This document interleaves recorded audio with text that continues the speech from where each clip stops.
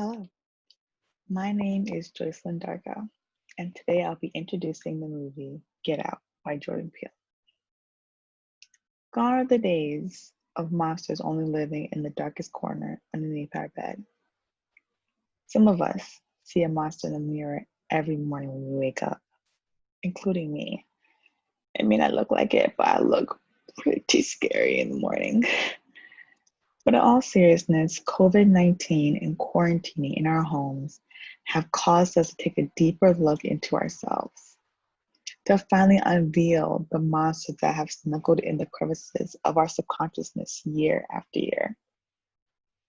America had to do the same. As we have seen in the past few months, Black Americans, people of color, and supporters of the Black Lives Matter movement have been calling out, letting the world know that there are monsters underneath our bed. Police brutality, racism, and white supremacy have been underneath the bed, in the closet, and even caught on camera.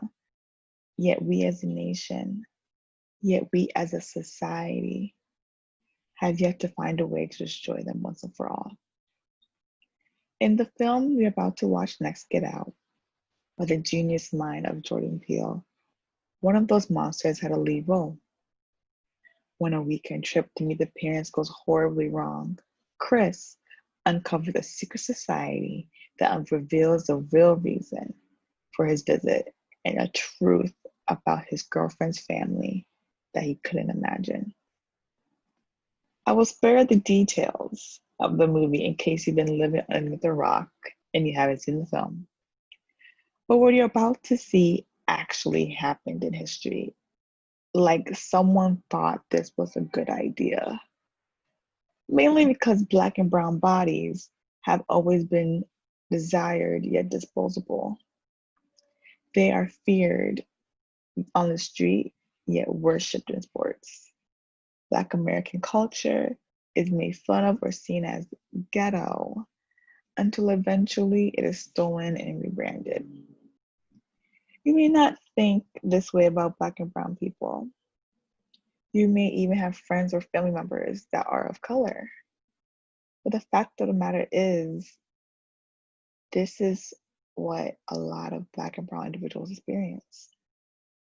There are entire organizations that have built their whole foundation on the dislike of Black and brown individuals, including the ones that you're going to see in the film. So as you watch this movie, laugh at the funny moments, scream when you're scared, but also pay attention to the experience of the lead character, Chris. A lot of what is comedic is the experience of many Black and brown folks in the country.